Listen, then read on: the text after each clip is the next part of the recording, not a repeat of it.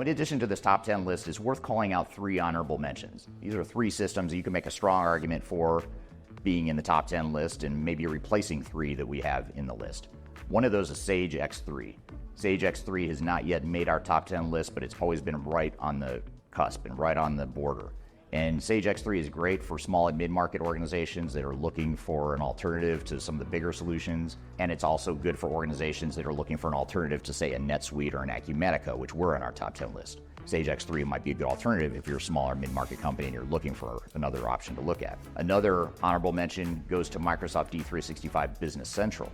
Now, we know that D365 F&O was number 1 on our list, but Business Central is a different product that did not make our top 10 list, but you can make a strong argument that it should.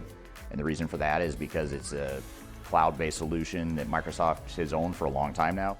It competes fairly well with NetSuite, and it's a great alternative for small and mid-market companies that are looking for an ERP system that's right-sized for their organization. And finally, the third honorable mention goes to Aptian.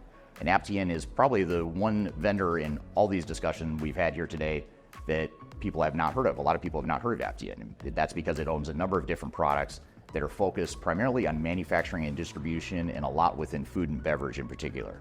And so I would consider Aptian sort of a sleeper or a hidden gem within the ERP space, and that's something you may want to look at if you're in the manufacturing and distribution space especially. So these are 3 honorable mentions you may want to consider.